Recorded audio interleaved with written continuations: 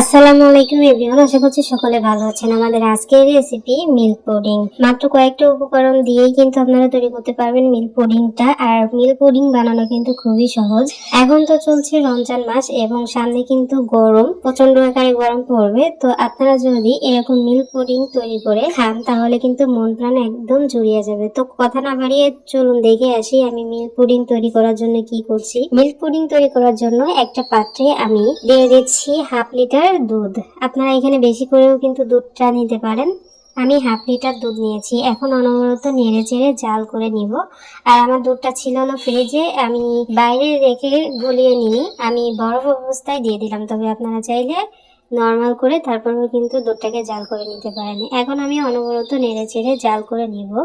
আর half litre দুধে হলো 2.5 cup দুধ হয়, তো আমি অনবরত জাল করে 2 কাপ করে নিব। আপনারা চাইলে এখানে কিন্তু গুঁড়া দুধটাকেও কিন্তু দিতে পারেন, সেক্ষেত্রে আপনাদের দুধ জাল অত করতে হবে না, খুব তাড়াতাড়ি কিন্তু হয়ে যাবে। তো দেখতে পাচ্ছেন আমি অনবরত নেড়ে চেড়ে জাল করে নিয়েছি দুধ। আর আমি আপনাদের সুবিধার্থে আমি একটা মেজারমেন্ট কাপ দিয়ে মেপে দেখাচ্ছি যে আমার দুধ কয় কাপ হয়েছে। তো দেখতে পাচ্ছেন বরাবর 2 কাপ কিন্তু আমাদের দুধটা হয়েছে। আমি জাল করে 2 কাপ করে নিয়েছি। তো আমি আপনাদেরকে বোঝার সুবিধার্থে দেখিয়ে দিলাম। এখন আমি আবারও যে পাত্রে দুধ আমি জাল করে রেখেছিলাম সেই পাত্রে ঢেলে নিলাম। ঢেলে নেওয়ার পর আমি এইখান থেকে 2 চামচ দুধ আমি তুলে রাখছি। 2 চামচ দুধ তুলে নেওয়ার পর আমি অনবরত নেড়েচেড়ে একটু ঠান্ডা করে নিব। তো দেখতে পাচ্ছেন আমি অনবরত নেড়েচেড়ে একটু ঠান্ডা করে নিচ্ছি। আর আঙ্গুল দিয়ে যদি আপনারা বুঝেন যে না দুধটা ঠান্ডা হয়ে গেছে, তখন আপনাদের এখানে দিতে হবে হলো আগার আগার পাউডার। আমি 2 কাপ দুধের জন্য 2 চামচ দিচ্ছি হলো agar agar powder. Agar agar powder দিলে যে কোনো তরল জিনিসকে জমাট বাঁধতে কিন্তু সাহায্য করে। তো আপনারা অবশ্যই আগার আগার পাউডারটা দিবেন। তো 2 চামচ আগার আগার পাউডার আমি দিয়ে দিলাম এখানে। আর এখানে 5 ml করে, অর্থাৎ 10 ml আছে।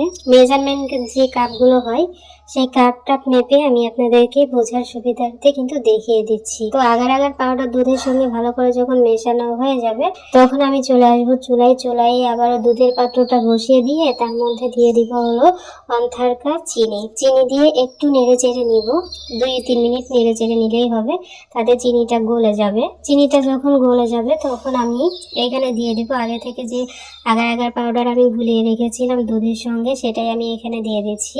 আর অনবরত নেড়ে চেড়ে জাল করে নিচ্ছি। জাল করে জাস্ট একটা বলক তুলে নিলেই কিন্তু হবে, এখানে খুব বেশি নাড়াচাড়া করার কোনো দরকার নেই। তো দেখতে পাচ্ছেন আমার দুধে কিন্তু বলক চলে এসেছে। এখন আমি যে পাত্রে সেট করব সে পাত্রটা আমি এখানে নিয়ে নিলাম। তো মাঝখান থেকে আমার একটা ভুল হয়ে গেছে।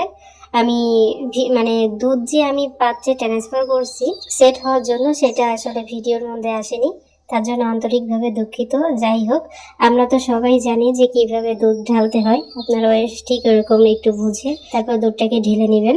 আমার দুধটা যখন পাত্রে ট্রান্সফার করা হয়ে গেছে তখন আমি একটু নর্মাল করে তারপরে রেখে দিব 1 ঘন্টা নর্মাল ফ্রিজে। 1 ঘন্টা রাখার পর আমি আপনাদেরকে দেখিয়ে দিচ্ছি যে আমার পুডিংটা কেমন হয়েছে। দেখতে পাচ্ছেন বাটিটা এদিক ওদিক করলেই কিন্তু পুডিংটা সরছে। তো দেখতে পাচ্ছেন আমাদের পুডিংটা কিন্তু একদম পারফেক্ট ভাবে তৈরি হয়েছে। তো এখন আমি বাটির উপরে একটা প্লেট দিয়ে তারপরে ডিমোল্ড করে নিব পুডিংটা। তো দেখতে পাচ্ছেন মাশাআল্লাহ কতটা সুন্দর হয়েছে পুডিংটা। আর আমি এখানে সুন্দর দেখার জন্য আমি এখানে একটু পুদিনা পাতা উপর দিয়ে আর কি দিয়ে দিচ্ছি, যাতে সুন্দর দেখে। একদম সাদা মাটা তো দুধের পুডিংটা একদম সাদা মাটা হয়ে গেছে, এজন্য আমি সুন্দর দেখার জন্য এখানে আমি একটা পুদিনা পাতা গাছের মতো করে আর কি দিয়ে দিলাম। তো দেখতে পাচ্ছেন কতটা সুন্দর হয়েছে আমাদের পুডিং। আমি আপনাদেরকে কেটেও শেয়ার করে দেখাচ্ছি যে আমাদের আজকের পুডিং রেসিপি কেমন হয়েছে। এখন যেহেতু রমজান মাস চলছে, আপনারা ইফতারিতে কিন্তু এরকম একটা ডেজার্ট আইটেম খেতে পারেন। এক টুকরা খেলে কিন্তু মন প্রাণ কলিজা একদম ঠান্ডা হয়ে যাবে। আর আপনারা তো দেখতেই পেলেন যে মিল্ক পুডিংটা বানানো কতটা সহজ।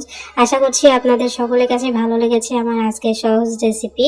এখন যেহেতু রমজান মাস, তারপরে সামনে কিন্তু প্রচন্ড আকারে গরম, তো আপনারা এখন রমজান মাস অথবা প্রচন্ড আকারে গরমেও কিন্তু এরকম ভাবে ডেজার্ট আইটেম তৈরি করে খেতে পারেন। ফাইনালি আমাদের আজকের সহজ রেসিপি এতটুকুই ছিল। কেমন লাগলো অবশ্যই লাইক কমেন্টস করে যাবেন, বন্ধুদের মাঝে অবশ্যই শেয়ার করবেন। সবাই অনেক ভালো থাকবেন, সুস্থ থাকবেন। আমাদের পরবর্তী ভিডিও দেখার আমন্ত্রণ জানিয়ে আজ এখানে বিদায় নিচ্ছি। আল্লাহ হাফেজ।